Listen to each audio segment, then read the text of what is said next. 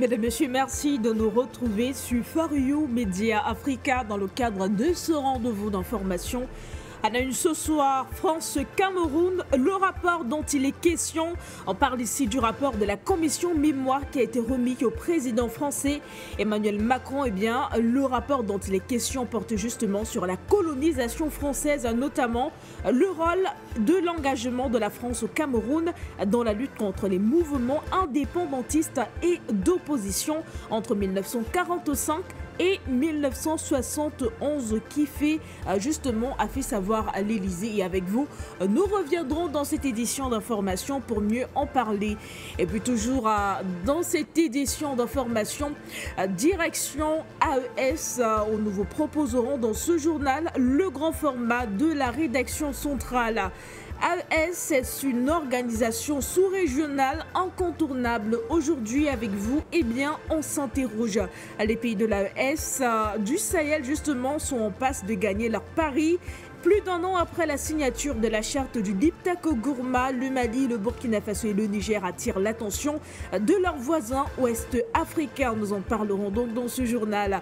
Et puis toujours avec vous, on parle également économie, changement climatique, fracture sociale, tensions géopolitiques, accélération et rupture technologique. Le monde est confronté à des défis d'une telle envergure qu'il est bien nécessaire de poursuivre le dialogue entre toutes les parties prenantes et de mener une action collective dans la confiance pour un changement positif. Mesdames, Messieurs, c'est tout pour les titres. Le déroulé avec vous, c'est dans quelques instants.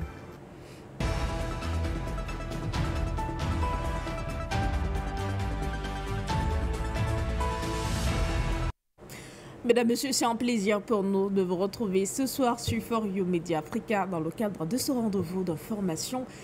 Et nous débutons bien sûr avec vous du côté de l'AES, mais particulièrement au Niger, où la passe d'armes entre le groupe français spécialiste de l'uranium et le Niger s'éternise justement depuis la mise au point de Niamey en juin 2024.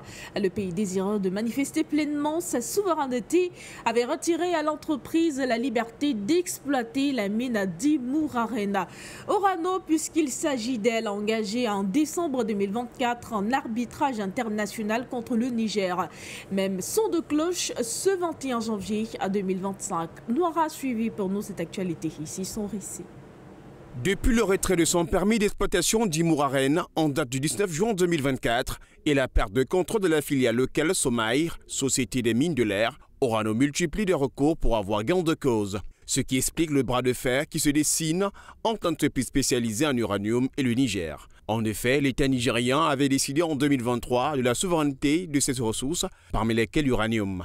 Mardi 21 janvier, Orano a annoncé son deuxième arbitrage international contre l'État nigérien. Le premier avait déjà été engagé en décembre 2024. C'est auprès du CIRDI, Centre international pour le règlement des différends relatifs aux investissements à Washington.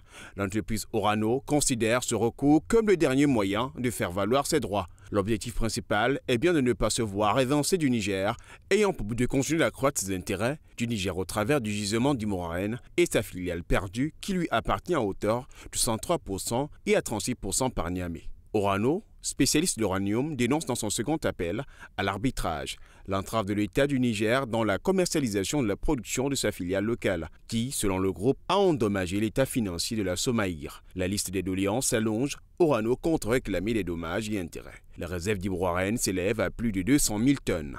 Merci à vous, Fonnoara, pour ces précisions et nous poursuivons. Nous restons toujours au Sahel. D'ailleurs, mesdames, messieurs, nous l'avons annoncé en titre, les pays de l'Alliance des États du Sahel sont en passe de gagner leur pari. Plus d'un an après la signature de la charte du Liptako Gourma, le Mali, le Burkina Faso et le Niger attirent l'attention de leurs voisins ouest-africains. Eh bien, premier à se manifester, le Togo, qui par la voix de son chef de la diplomatie, n'a pas écarté l'idée d'une adhésion à l'AES, même sans de cloche pour le nouveau président du Ghana, qui à peine arrivé vient tout juste de nommer un envoyé spécial auprès des trois pays suivant cet élément. À travers le prisme européen, l'Alliance des États du Sahel est perçue comme l'alliance du mal, vouée à l'isolement. Une perception totalement erronée, non seulement du point de vue africain, mais surtout au regard des récentes évolutions dans la région. En réalité, depuis les coups d'État au Mali, au Burkina Faso et au Niger, et le retrait de ces pays de la Communauté économique des États de l'Afrique de l'Ouest, la CEDEAO, l'AES est tout sauf isolée. Elle s'impose désormais comme une alternative et bouleverse l'ordre régional jadis dicté par la CEDEAO. Le nouveau président du Ghana, John Dramani Mahama, de retour au pouvoir, met tout en œuvre pour accélérer un rapprochement avec l'AES. Il vient tout juste de nommer ce mardi 21 janvier par décret présidentiel un envoyé spécial auprès de l'AES. Une décision qui fait suite aux nombreux échanges et va-et-vient de délégations officielles entre Accra et les capitales sahéliennes.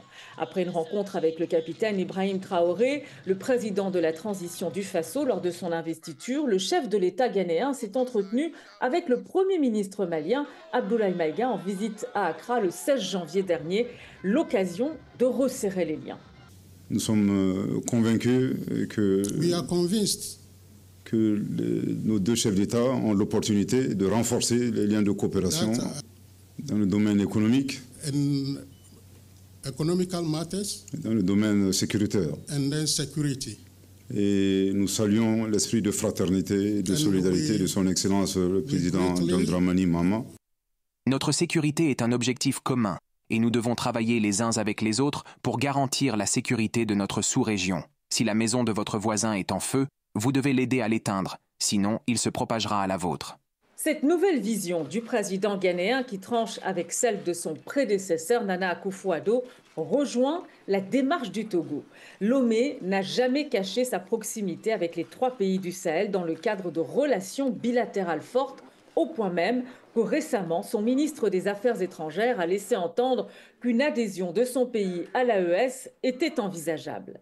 En réalité, le Togo et le Ghana sont convaincus que l'exclusion des pays de l'AES constitue une grave erreur pour lutter efficacement contre l'insécurité en Afrique de l'Ouest. Et en matière de lutte contre les groupes armés et le terrorisme au Sahel, il s'agit désormais d'adopter une approche plus inclusive et globale pour faire oublier des initiatives sous-régionales peu concluantes, telles que le G5 Sahel, par exemple.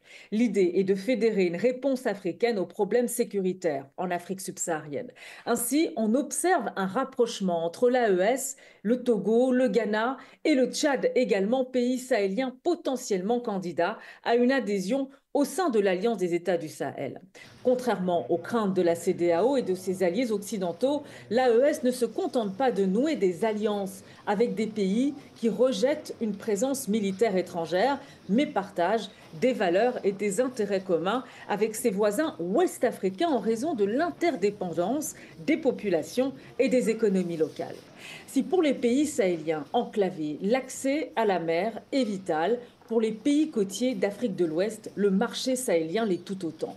Actuellement, le Togo joue un rôle important dans la mesure où le Niger maintient sa frontière fermée avec le Bénin, mais cette voie de transit des marchandises s'avère très longue. En 2023, le Maroc a lancé l'initiative Atlantique Sahel pour proposer aux pays de l'AES un débouché maritime, une alternative au port de la CEDEAO. Un projet dans lequel le Mali, le Burkina Faso et le Niger s'impliquent avec enthousiasme pour dynamiser l'intégration sous-régionale. Plusieurs task forces ont été créées pour suivre les travaux de mise en œuvre du projet. Tenue à New York, en marge des travaux de la semaine de haut niveau de la 79e session de l'Assemblée générale des Nations unies, cette rencontre a réuni le ministre des Affaires étrangères, de la coopération africaine et des Marocains résidant à l'étranger, M. Nasser Bourita, avec ses homologues du Burkina Faso, de la République du Mali, de la République du Niger et de la République du Tchad. Dans un communiqué conjoint, signé à l'issue de cette rencontre, ils se sont félicités des avancées réalisées dans le cadre de l'opérationnalisation de cette initiative internationale. De même, ils ont présenté les étapes franchies dans le cadre de la Confédération des États du Sahel. Pour le Maroc, qui n'a jamais condamné les coups d'État au Sahel, les enjeux d'un rapprochement avec l'AES sont multiples. Il s'agit de maintenir des relations historiquement privilégiées et de renforcer sa présence dans la région où l'influence de son rival, l'Algérie, est en déclin. Le prétendu isolement de l'Alliance des États du Sahel est une chimère. La voie est ouverte à son élargissement. Pour l'heure, le Bénin et la Côte d'Ivoire, proches de la France, continuent de bouder leurs voisins sahéliens. Une posture difficilement tenable sur le long terme, surtout que le Nigeria vient d'intégrer les BRICS en tant que pays partenaire, signe que le Sud global gagne inéluctablement du terrain en Afrique de l'Ouest. Et c'était le grand format de la rédaction centrale et nous poursuivons cette édition d'information en République démocratique du Congo, justement où les avancées du M23 préoccupent de plus en plus. Et sur le terrain, la coordination provinciale de la société civile, la Force Vive du Nord Congo, ou du moins du Nord Kivu, a lancé un appel pressant ce 21 janvier 2025 exigeant une intervention immédiate des autorités militaires et gouvernementales en raison de la détérioration alarmante de la situation sécuritaire. Et dans un communiqué qui a été publié à cet effet, la société civile appelle donc également les Nations Unies, l'Union européenne, l'Union africaine et Washington à exercer une pression sur le Rwanda pour mettre fin à son agression. Voici l'essentiel à retenir de cette sortie. La prise de la cité stratégique de Minova dans le territoire de Kéléé au sud Kivu ne laisse personne indifférent. En République démocratique du Congo, outre les appels à la condamnation des actions du M23, figure en bonne place la mobilisation citoyenne. C'est le sens à donner à l'appel lancé par la coordination provinciale de la société civile Force Vive du Nord Kivu, qui dans un communiqué publié ce 21 janvier préconise une intervention urgente des autorités militaires et gouvernementales pour faire face à la détérioration de la situation sécuritaire, marquée par les avancées des combattants du M23 appuyés par le Rwanda face à une situation devenue préoccupante et critique. La société civile exhorte le président Félix Tshisekedi à dépêcher en urgence le vice-premier ministre de la Défense et le chef d'état-major général des FARDC sur le terrain, accompagnés des moyens logistiques nécessaires pour réorganiser les troupes. Elle appelle également à une surveillance accrue des comportements des militaires et des volontaires pour la défense de la patrie, VDP, accusés de tracasserie et de distraction sur les axes routiers stratégiques. À cet effet, le ministre congolais de la Communication et des Médias, Patrick Mouyaya, a déclaré que le gouvernement suivait la situation sur le terrain. Pour rappel, Minova est un important centre d'affaires pour les produits de la pêche et de l'agriculture. La localité est située sur une route d'approvisionnement à environ 40 km de la ville de Goma qui pourrait devenir la nouvelle cible pour les rebelles. D'où la nécessité d'une action concertée et ce même au niveau international. La société civile presse les Nations Unies, l'Union européenne, l'Union africaine et les États-Unis d'exercer une pression sur le Rwanda pour cesser son agression sur le sol congolais. Elle appelle à privilégier une solution diplomatique pour restaurer la paix. De son côté, l'armée congolaise a assuré dans un communiqué que les combats se poursuivent sur tous les fronts, ceci après avoir repris le contrôle de la ville de Nkunku dans le territoire de Masisi. Nous sommes à Ngungu car nous avons appris que les militaires congolais avaient repris la ville et nous ont libérés. Nous continuons à souffrir parce que la sécurité laisse à désirer et que des personnes meurent sans arrêt. Il y a 30 minutes, nous avons enterré un homme. Malgré le fait qu'ils ont repris la ville, la sécurité n'est toujours pas bien établie. Le M23 est parti. Nous sommes heureux que nos forces armées, avec les Burundais et les Wazalendo, aient chassé les rebelles de notre pays. Nos soldats sont ici. Nous étions très tristes quand les rebelles ont pris Ngungu. Aussi, les FARDC exhortent la population au calme et à ne pas céder aux campagnes de désinformation diffusées sur les réseaux sociaux par l'ennemi, tout en réaffirmant leur engagement à ramener la paix dans l'Est de la République démocratique du Congo. C'est un reportage que signe Guéné. Nous poursuivons désormais du côté du Kenya où nous parlons environnement et suite à l'invasion de la jacente d'eau sur le lac de Naivasha, une start-up kenyane s'est lancée dans la transformation de cette herbe d'ISO en plastique biodégradable. Objectif, lutter contre la pollution. Le récit de Fondouara. Les images que vous avez à l'écran ne sont guère celles d'un sol gazonné, mais celle d'une jacinthe d'eau invasive, une plante aquatique à croissance rapide qui a fait son lit sur le lac Naivasha au Kenya. Une situation qui pose un problème sérieux surtout pour ce pêcheur local. Les récoltes avaient considérablement diminué en raison des jacinthes d'eau dans le lac. Un bateau qui récoltait environ 70 ou 80 kg de poissons en récolte maintenant 30 ou 40 kg. Et ces plantes sont aussi à l'origine de la destruction de nos filets de pêche et absorberaient 2 fois plus de carburant, car cela bloquerait leur chemin lors de la pêche. Vendredi, des pêcheurs ont navigué sur le lac fortement pollué et récoltant les espèces végétales envahissantes pour les faire sécher au soleil. Et afin de lutter contre la pollution du lac Naivasha, une start-up kenyane de Nairobi a présenté lundi le processus de transformation de la jacinthe d'eau en article biodégradable. Joseph Guigro, le fondateur de Hypac Technologies, a affirmé que leurs produits étaient négatifs en carbone, soulignant que leur matière première était les jacinthes d'eau. Au fur et à mesure de sa croissance, il absorbe le carbone de l'atmosphère et lorsque nous le transformons en sac d'emballage, nous l'utilisons comme substitut aux plastiques conventionnels normaux à base de pétrole, ce qui, à son tour, compense les émissions qui auraient été produites si les sacs en plastique conventionnels avaient été utilisés dans un cadre normal pour les plantes agricoles.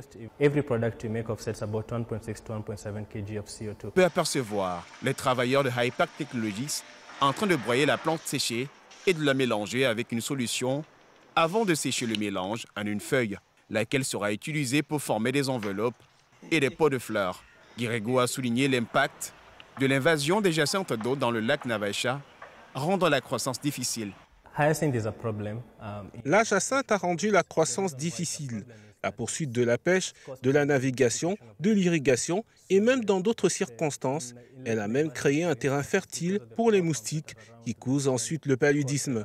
La jacinthe est un problème dans nos plans d'eau douce et la raison pour laquelle c'est un problème est qu'il est causé par l'eutrophisation du lac. L'évasion des jacinthes d'eau dans les lacs kenyans ont entraîné des pertes annuelles comprises entre 150 et 350 millions de dollars américains dans les secteurs de la pêche, des transports et du tourisme au Kenya, selon une étude menée en 2023 par l'East African Journal of Environment and Natural Resources. Merci à vous, Fond Noir. Nous poursuivons à présent du côté du Tchad. Le palais Toumaï a été ce 21 janvier 2025 le théâtre d'une cérémonie solennelle marquant la présentation des vœux de Nouvel An des chefs de mission diplomatique et des représentants des organisations internationales accréditées au Tchad au président de la République, le chef de l'État, le maréchal tchadien Mahamat Idriss Déby. Et dans son allocution, le président a tenu à rappeler que le Tchad ne laissera aucune place aux clichés d'une autre époque. Nous vous proposons de regarder et d'écouter. Le 21 janvier 2025 à N'Djamena, le président de la République du Tchad, Mahamat Idriss Déby, a répondu aux vœux du corps diplomatique accrédité au Tchad lors d'une cérémonie solennelle organisée au palais de Toumaï. Cette rencontre traditionnelle, empreinte de symboles et de courtoisie, a été l'occasion pour le chef de l'État de réaffirmer les priorités du Tchad en matière de coopération internationale, de paix et de développement. Le Tchad réaffirme sa grande foi en sa capacité à assumer son destin. Il croit également aux vertus de la synergie de l'action et de la coopération agissante.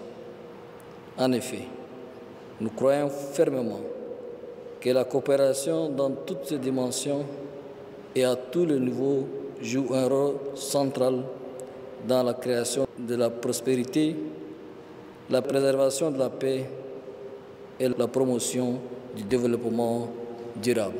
Dans son allocution, le président a dressé le bilan de l'année 2024, marqué par des défis complexes et inédits tels que les attaques terroristes, les guerres, les conséquences du changement climatique et bien d'autres. Les attaques terroristes, la guerre à nos portes et ses répercussions, les conséquences du changement climatique et j'en passe, ont fait de 2024 une année de rudes épreuves.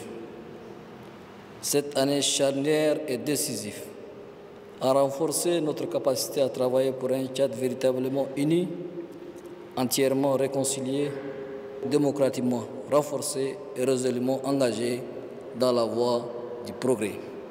Et pour l'année 2025, le président Mahamat Idriss Déby a réaffirmé les priorités du Tchad. Nos priorités demeurent claires. Favoriser la paix, le dialogue et la stabilité régionale, encourager le commerce et les échanges, protéger notre environnement commun, renforcer la coopération et défendre les principes de la souveraineté des États. Le numéro 1 tchadien a exprimé sa confiance en l'avenir et sa détermination à œuvrer pour un Tchad prospère et un monde plus équilibré. Levant son verre à la santé des diplomates et à la prospérité de leur pays, Mahamat Idriss Déby a lancé un vibrant appel à l'unité et à la fraternité. Mesdames, Messieurs, nous l'avons annoncé en titre France-Cameroun. Le rapport de la commission mémoire a été remis au président français. Et le rapport dont il est question porte notamment sur la colonisation française, notamment le rôle de l'engagement de la France au Cameroun dans la lutte contre les mouvements indépendantistes et l'opposition entre 1945 et 1971, fait savoir l'Élysée. Le document a été remis mardi par la commission des chercheurs au président français. Emmanuel Macron, c'était en présence du ministre directeur du cabinet civil de la présidence de la République du Cameroun, Samuel Vondo Ayolo. On fait le point avec vous, Fonnoira. C'est certainement une page de l'histoire entre la France et le Cameroun qui voudrait s'écrire. Un pan sanglant longtemps resté tu et méconnu du public. En effet, le président français Emmanuel Macron a reçu mardi 21 janvier 2025 le rapport de la commission mémoire d'un groupe de chercheurs français et camerounais sur le rôle de la France pendant la colonisation et après l'indépendance du Cameroun. Le dit rapport porte sur le rôle et l'engagement de la France au Cameroun dans la lutte contre les mouvements indépendantistes et d'opposition entre 1945 et 1971, relève un communiqué de presse de l'Élysée. Il faut dire qu'il s'agit là d'une première lecture par le président de France avant qu'il ne soit remis au président camerounais Paul Biya le 28 janvier 2025 et avant qu'il ne soit rendu public. Pour Emmanuel Macron, c'est un travail de mémoire et de vérité qu'il n'a pas manqué de saluer, tel que le relève le communiqué de presse de l'Élysée. Le chef de l'État a tenu à saluer le travail scientifique mené par les chercheurs, tout comme le caractère inédit de cette première commission mixte et indépendante d'historiens et d'artistes. Il a également rappelé son attachement à la poursuite du travail de mémoire et de vérité initié avec le Cameroun. L'Élysée indique par la suite que c'est lors d'une visite du président français au Cameroun en juillet 2022 que la commission composée de 12 personnes a été initiée. Elle est d'ailleurs co-dirigée par l'historienne Karine Ramondi et l'artiste camerounais Blik Bassi. Conformément à l'engagement pris à Yaoundé en juillet 2022, les archives françaises ont été rendues entièrement accessibles aux chercheurs de la commission afin de faire la lumière sur les événements de la période de l'indépendance camerounaise. Relevons qu'avant l'indépendance du Cameroun en 1960, les autorités françaises ont réprimé dans le sang les maquis de l'UPC, l'Union des populations du Cameroun, le parti nationaliste, engagé dans la lutte armée. On déplore le massacre des dizaines de milliers de militants pro-UPC, dont le leader indépendantiste Ruben Oumniobé, d'abord par l'armée française, puis après l'indépendance par l'armée camerounaise du premier régime politique. Après la commission du Clerc sur le rôle de la France dans le génocide des Tutsis au Rwanda en 2021, la commission mixte France-Cameroun s'aligne à son tour dans la politique mémorielle du président français au cœur de la nouvelle relation qui prône avec l'Afrique. Précisons que la restitution du présent rapport a été effectuée en présence d'une délégation camerounaise conduite par le ministre directeur du cabinet civil de la présidence de la République du Cameroun, Samuel Vondo Ayolo, assisté l'ambassadeur de France au Cameroun, André Manu Sekoumou, et le chef du protocole d'État, Simon-Pierre Bekele, ainsi que du ministre délégué français chargé de la francophonie, Tani Mohamed Swali. Forum économique mondial, nous vous l'annoncions également en titre, changement climatique, fracture sociale, tension géopolitique, accélération et rupture technologique. Le monde est confronté à des défis d'une telle envergure qu'il est justement nécessaire de poursuivre le dialogue entre toutes les parties prenantes et surtout mener une action collective dans la confiance pour un changement positif. Et bien voilà, résumé en quelques points les enjeux du Forum économique mondial ouvert à Davos en Suisse le 20 janvier dernier. Nous vous proposons de suivre ce grand format de nos correspondants.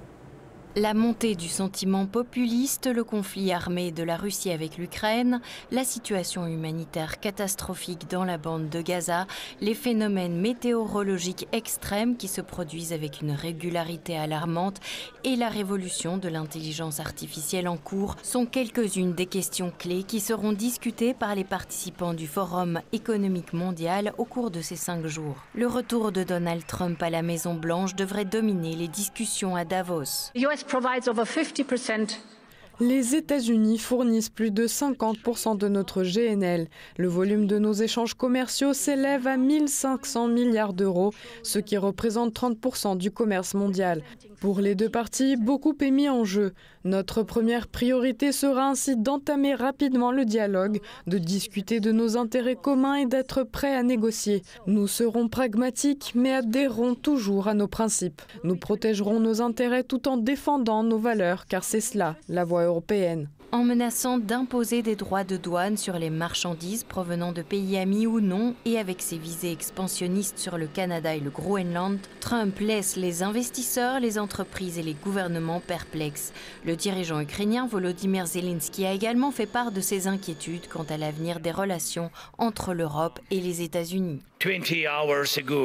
Il y a 24 heures, l'investiture du président Trump a eu lieu à Washington et désormais tout le monde attend de voir ce qu'il va entreprendre par la suite. Ces premiers décrets ont déjà montré les priorités claires. La plupart des pays du monde réfléchissent de la manière suivante. Qu'est-ce que vont devenir les relations avec les États-Unis? Qu'est-ce qui arrivera aux alliances, au soutien et au commerce? Comment le président Trump prévoit-il de mettre fin aux guerres? Mais personne ne pose ce genre de questions au sujet de l'Europe et nous devons être honnêtes là-dessus. Lorsque nous, en Europe, nous considérons les États-Unis comme un allié, il est clair qu'ils sont un allié indispensable. En période de guerre, tout le monde s'inquiète. Les États-Unis resteront-ils à nos côtés? Chaque allié s'en soucie. Mais est-ce que quelqu'un aux États-Unis craint que l'Europe puisse les abandonner un jour, cesse d'être leur allié? La réponse est non.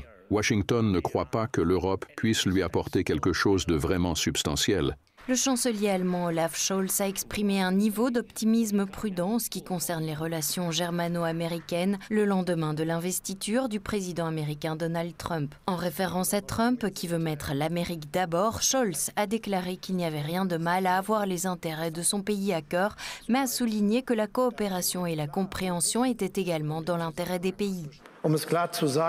Soyons clairs, les États-Unis sont notre allié le plus proche en dehors d'Europe, et je ferai tout pour qu'il le reste. Le président Trump et son administration tiendront le monde en haleine dans les années à venir dans le domaine de l'énergie, du climat, du commerce, de la politique étrangère et de la sécurité, et dans plusieurs autres domaines. Le président Trump a annoncé tout cela et l'a réitéré hier. Nous pouvons et allons faire face à tout cela sans agitation ni indignation inutile. Le président Trump dit « l'Amérique en premier » et il le pense vraiment. Il n'y a rien de mal à mettre les intérêts de son pays au premier plan. Nous le faisons tous. Il se fait néanmoins que la coopération et l'entente avec les autres sont généralement aussi dans notre intérêt. Le Forum économique mondial se tient depuis 54 ans au cœur des Alpes suisses, dans la station de ski de Davos. Le thème du forum de cette année est la coopération à l'ère intellectuelle, une ère de développement rapide de technologies telles que l'intelligence artificielle et l'informatique quantique.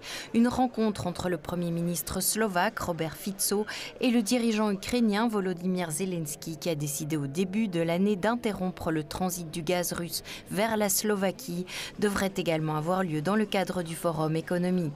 La Syrie, la situation humanitaire dans la bande de Gaza et l'escalade potentielle du conflit au Moyen-Orient sont également au centre du forum économique mondial. Merci à vous, nos correspondants. Mesdames, Messieurs, c'est la fin de cette édition d'information sur votre média panafricain, For You Media Africa. Et comme toujours, c'est un plaisir pour nous d'être en votre compagnie. Vous le savez déjà, l'information se poursuit. Alors restez toujours en compagnie de notre télévision.